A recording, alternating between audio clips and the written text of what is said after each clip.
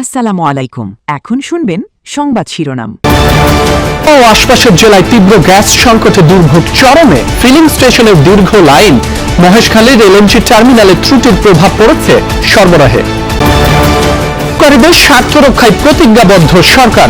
এফআইসিসিআই সম্মেলনে প্রধানমন্ত্রী 2034 নাগাদ $1 ট্রিলিয়ন অর্থনীতি গড়ার প্রত্যয়। তাই গাজী নজরুলের বিরুদ্ধে আজও বিক্ষোভ। এমপি থাকা না থাকার ইস্যুতে সংসদের চিঠির দিকে তাকিয়ে ইসি। ট্রাইব্যুনালে তোলা হয়েছে প্রয়াত রাষ্ট্রপতি জিয়াউর রহমান হত্যায় জড়িত মুজাফফরকে। গ্রেফতার দেখানো হবে মানবতা বিরোধী অপরাধে। এতক্ষণ শুনছিলেন সংবাদ শিরোনাম, এখন শুনবেন বিস্তারিত। খালিতে অবস্থিত দেশের একমাত্র ভাসমান এলএনজি টার্মিনালের যান্ত্রিক ত্রুটি তাই জাতীয় গ্রিডের গ্যাস সরবরাহে দেখা দিয়েছে বড় ধরনের বিপর্যয়। এতে রাজধানী ঢাকা ও আশপাশের জেলাগুলোয় তিতাস গ্যাস অধিভুক্ত এলাকার গ্যাস সংকট চরমে। এই পরিস্থিতিতে আবাসিক এলাকাগুলোতে বিপর্যস্ত জনজীবন, আর সিএনজি ফিলিং স্টেশনগুলোতে গাড়ির দীর্ঘ লাইন সামলাতে খাচ্ছে হিমশিম। বাসাবাড়ি থেকে সিএনজি স্টেশন কিংবা শিল্প কারখানা, সবখানেই তীব্র গ্যাস সংকটে নাজেহাল মানুষ। সরকার বলছে ভাসমান এলএনজি টার্মিনালে আগুনের ঘটনায় বিঘ্নিত হচ্ছে গ্যাসের সরবরাহ। দ্রুত তা কাটিয়ে ওঠার চেষ্টা চলছে বলেও জানিয়েছে জ্বালানি বিভাগ। চুলার আগুন জ্বলছে না, অনেক এলাকাতেই নেই গ্যাসের দেখা। সকালের নাস্তা থেকে রাতের খাবার কোনো সময়ই দেখা মিলছে না গ্যাসের। রাজধানীর যাত্রাবাড়ি, মিরপুর, মোহাম্মদপুর, আদাবর সহ নগরীর অধিকাংশ এলাকার একই চিত্র। কষ্ট হইতেছে, ছেলে স্কুলে যাচ্ছে কিন্তু খাওয়াইতে পারতেছি না, সকালে নাস্তা বানাইতে পারতেছি না, মেয়ে কলেজে যাচ্ছে খাওয়াইতে পারতেছি না, মা খাই যাচ্ছে। কালকে দুপুর থেকে তো আমরা রান্না করতে পারি না, আর আজকে সকালেই আপনারা দেখছেন, দেখাইছে আপনাদেরকে লাইনে কোনো ধরনের কোনো গ্যাস নাই। গ্যাস না থাকাতে কষ্ট অনেক হইতেছে, নাস্তা বানাও পারি না, খাইও পারি না, সারাদিন উপোস থাকি। রান্না করার কোনো ওয়েই নেই বাসায়, একদম কিচেন টোটালি গ্যাস নাই। এই অসুবিধাতে অনেক আমরা কষ্ট হচ্ছে অনেক। কেবল বাসাবাড়ি নয়, 3 দিন ধরে গাড়ির গ্যাস অর্থাৎ সিএনজিও পাওয়া দুরূহ এই শহরে। গ্যাসের আশায় সিএনজি ফিলিং স্টেশনগুলোতেও ঘন্টার পর ঘন্টা অপেক্ষা চালকদের। যেটুকু মিলছে তাও সামান্য, কারণ চাপ নেই গ্যাসের লাইনে। আমার কষ্ট কথা কেউ কোনো সরকার বোঝে না।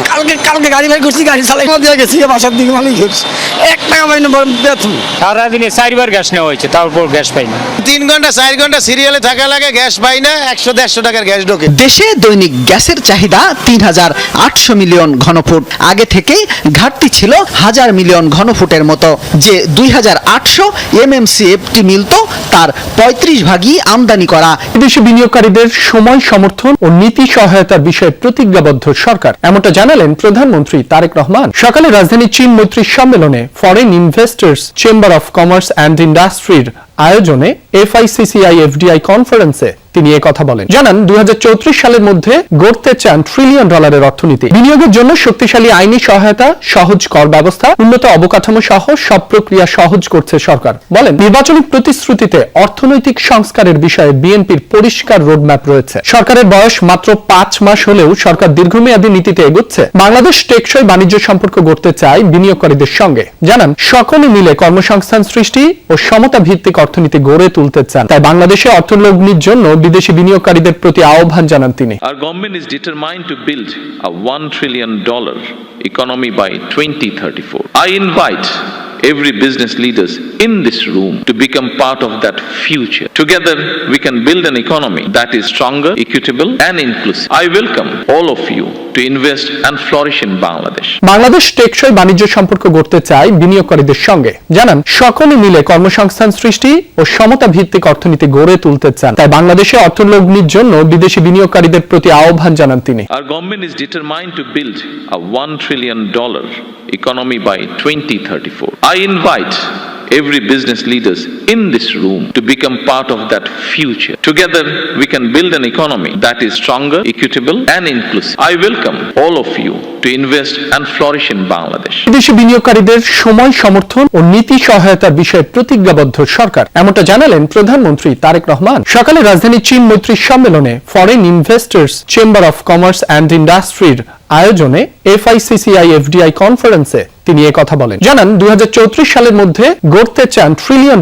অর্থনীতি। বিনিয়োগের জন্য শক্তিশালী আইনি সহায়তা, সহজ 4 আসনের এমপি গাজী নজরুল ইসলামের অপসারণের দাবিতে দ্বিতীয় দিনের মতো শ্যামনগরে চলছে বিক্ষোভ। দুপুরে উপজেলার ঈশ্বরীপুর, নূরনগর, বংশীপুর সহ বিভিন্ন ইউনিয়নে সচেতন নাগরিক সমাজের ব্যানারে মিছিল সমাবেশ হয়। কর্মসূচিতে বক্তারা বলেন, এমপি গাজী নজরুল জেলাবাসীকে কলঙ্কিত করেছেন। অনৈতিক কর্মকাণ্ডের কারণে তাকে শুধু দল থেকে বহিষ্কার নয়, সংসদ সদস্য পদ থেকে অপসারণ করতে হবে। শ্যামনগরের মানুষ তাকে আর এমপি হিসেবে দেখতে চায় না। দাবি পূরণ না হওয়া পর্যন্ত আন্দোলন চালিয়ে যাওয়ার ঘোষণাও দেন বিক্ষোভকারীরা। বুধবারই তাকে দল থেকে বহিষ্কার করে জামায়াতে ইসলামী। শুধু দলের বহিষ্কারের ভিত্তিতেই সাতক্ষীরা 4 আসনের সংসদ সদস্য গাজী নজরুল ইসলামের এমপি পদ নিয়ে সিদ্ধান্ত নয়, সংসদ থেকে চিঠি পাওয়ার পর নেওয়া হবে পদক্ষেপ, এমনটাই জানিয়েছেন নির্বাচন কমিশনার আব্দুর রহমান এল মাসুদ। সকালে যমুনা টেলিভিশনকে দেয়া এক সাক্ষাৎকারে কথা বলেন তিনি। জানান, আইন অনুযায়ী দল থেকে পদত্যাগ করলে এমপি পদ থাকে না, কিন্তু দল বহিষ্কার করলে সংবিধান অনুযায়ী সংসদ সদস্যের পদ যাওয়ার সুযোগ নেই। তিনি বলেন,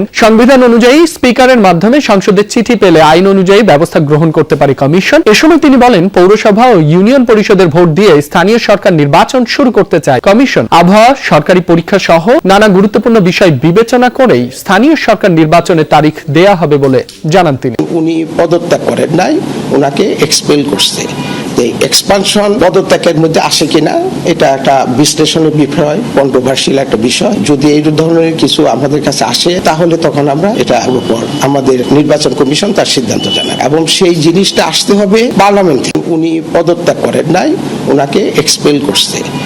এক্সপানশন পদত্যাগের মধ্যে আসে কিনা এটা একটা বিশ্লেষণের বিষয়, কন্ট্রোভার্সিয়াল একটা বিষয়। যদি এই ধরনের কিছু আমাদের কাছে আসে তাহলে তখন আমরা এটার উপর আমাদের নির্বাচন কমিশন তার সিদ্ধান্ত জানায়, এবং সেই জিনিসটা আসতে হবে পার্লামেন্ট থেকে। কোন পার্টির মধ্যে থাকলে আমার যতদূর মনে পড়ে, আমি যতদূর বুঝি, নির্বাচন কমিশনের এর উপর খুব প্রতিষ্ঠাতা ও প্রয়াত রাষ্ট্রপতি জিয়াউর রহমানকে হত্যায় অভিযুক্ত আসামি মোজাফফর হোসেনকে তোলা হয়েছে আন্তর্জাতিক অপরাধ ট্রাইব্যুনালে। মানবতা বিরোধী অপরাধের অভিযোগে তাকে গ্রেফতার দেখানো হবে আজ। ট্রাইব্যুনাল 2 এর বিচারিক প্যানেলে তার শুনানি হবে। মোজাফফরের বিরুদ্ধে বিগত 16 বছরে বিভিন্ন মানবতা বিরোধী অপরাধে অভিযোগে তদন্ত করছে ট্রাইব্যুনালের তদন্ত সংস্থা। এই মামলায় গ্রেফতার দেখানোর আবেদন করবে প্রসিকিউশন, পরে জিজ্ঞাসাবাদের অনুমতিও চাইতে পারে। সাবেক সেনা কর্মকর্তা মাসুদ উদ্দিন চৌধুরীর সাথে বিগত 16 বছর যোগাযোগ রেখে মানবতা বিরোধী অপরাধ সংগঠিত করেছেন বলে অভিযোগ আনা হয়েছে মোজাফফরের বিরুদ্ধে আন্তর্জাতিক অপরাধ ট্রাইব্যুনালে। মানবতা বিরোধী অপরাধের অভিযোগে তাকে গ্রেফতার দেখানো হবে আজ। ট্রাইব্যুনাল 2 এর বিচারিক প্যানেলে তার শুনানি হবে। মোজাফফরের বিরুদ্ধে বিগত 16 বছরে বিভিন্ন মানবতা বিরোধী অপরাধে অভিযোগে তদন্ত করছে ট্রাইব্যুনালের তদন্ত সংস্থা। এই মামলায় গ্রেফতার দেখানোর আবেদন করবে প্রসিকিউশন, পরে জিজ্ঞাসাবাদের অনুমতিও চাইতে পারে। সাবেক সেনা কর্মকর্তা মাসুদ উদ্দিন চৌধুরীর সাথে বিগত 16 বছর যোগাযোগ রেখে মানবতা বিরোধী অপরাধ সংগঠিত করেছেন বলে অভিযোগ আনা হয়েছে মোজাফফরের বিরুদ্ধে, পরে জিজ্ঞাসাবাদের অনুমতিও চাইতে পারে। সাবেক সেনা কর্মকর্তা মাসুদ উদ্দিন চৌধুরীর সাথে বিগত 16 বছর যোগাযোগ রেখে মানবতা বিরোধী অপরাধ সংগঠিত করেছেন বলে অভিযোগ আনা হয়েছে মোজাফফরের বিরুদ্ধে আন্তর্জাতিক অপরাধ ট্রাইব্যুনালে। মানবতা বিরোধী অপরাধের অভিযোগ